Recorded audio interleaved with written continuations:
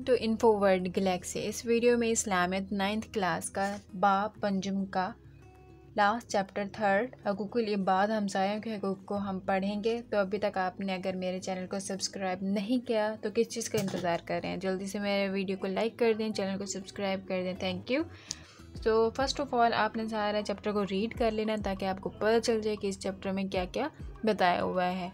ठीक है, तो इसके एक्सरसाइज के ऊपर चलते हैं। तो पहला सवाल है, दुरुस्त जवाब का इंतखाब करें। पहला एमसीक्यूज़ है, हकूकुल इबाद से मुराद है, हकूकुल इबाद से मुराद है बंदों के हकूक़, सही जवाब। दूसरा एमसीक्यू, कुरान मजीद के मुताबिक पड़ोसियों के इकसाम हैं, तो पड़ोसियों की 3 इकसाम बताई हुई हैं। तीसरा एमसीक्यू, जिस शख्स का हमसाया भूखा हो और वो खुद पेट भर कर खाए उसमें नहीं है, सही जवाब है ईमान, अलिफ। चौथा एमसीक्यूज़ है, हज़रत जिब्राईल अलैहिस्सलाम ने किन के हकूक़ की बार बार ताकीद फरमाए, तो सही जवाब है हमसाया, अलिफ। पाँचवा एमसीक्यूज़, कुरान मजीद में रिश्तेदारों के हकूक़ के साथ तज़किरा है, तो सही जवाब है अलिफ, पड़ोसियों के हकूक़ का। ठीक है, सवाल नंबर 2, मुख्तसर जवाब दें।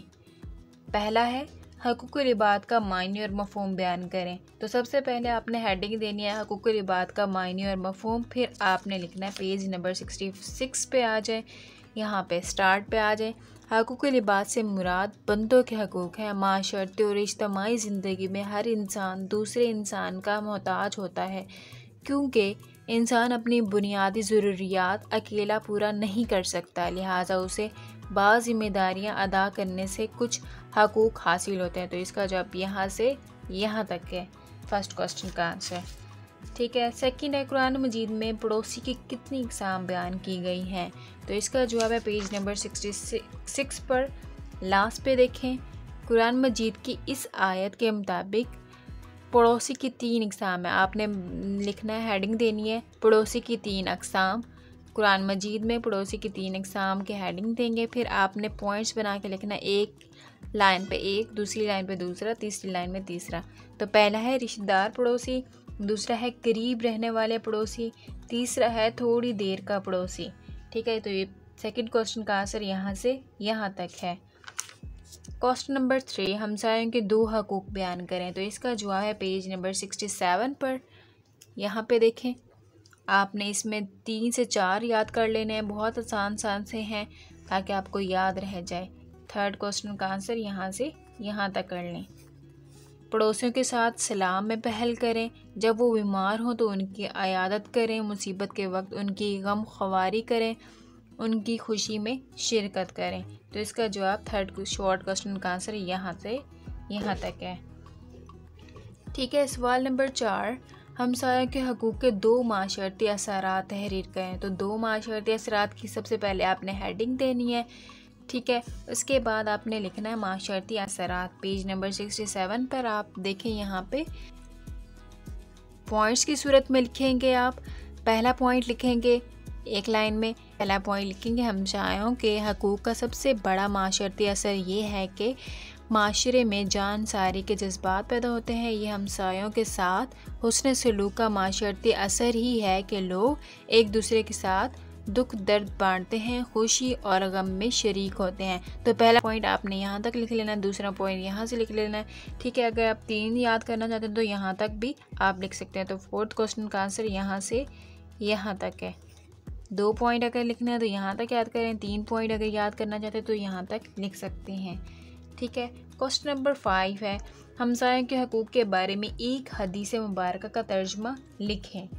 तो आपने हेडिंग दे देनी है हदीस मुबारक का तर्जमा। तो इसका आंसर पेज नंबर 67 पर है, यहाँ पे आपने हेडिंग दे देनी है हदीस मुबारक।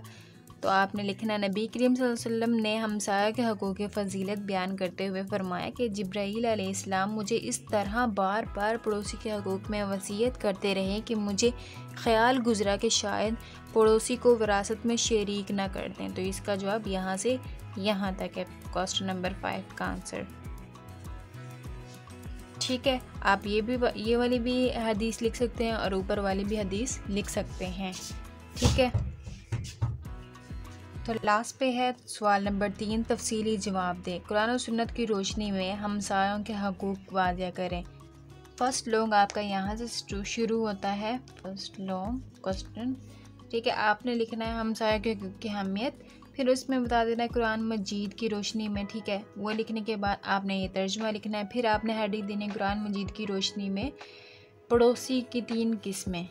तो ये हेडिंग देकर आपने ये पॉइंट्स बना के ये लिख लेना है। उसके बाद आपने यहाँ पे लिखना है, हेडिंग देनी है हदीस की रोशनी में।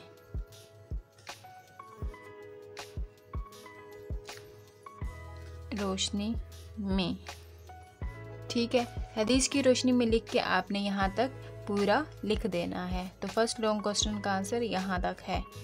ठीक है, अदाब अगर थोड़े से बताना चाहते हैं तो वो भी लिख सकते हैं, और उसके बाद माशरती फ़ायद भी अगर आप लिखना चाहें तो वो भी लिख सकते हैं। और लास्ट पे आपने ये लाजमी लिखना है हासिल कलाम।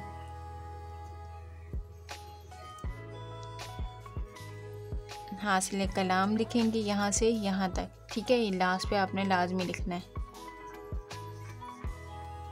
ठीक है, अगर आपको ये वीडियो अच्छी लगे तो वीडियो को लाइक कर दें, चैनल को सब्सक्राइब कर दें। Thank you so much. तो यह आपका चैप्टर कंप्लीट हो चुका है।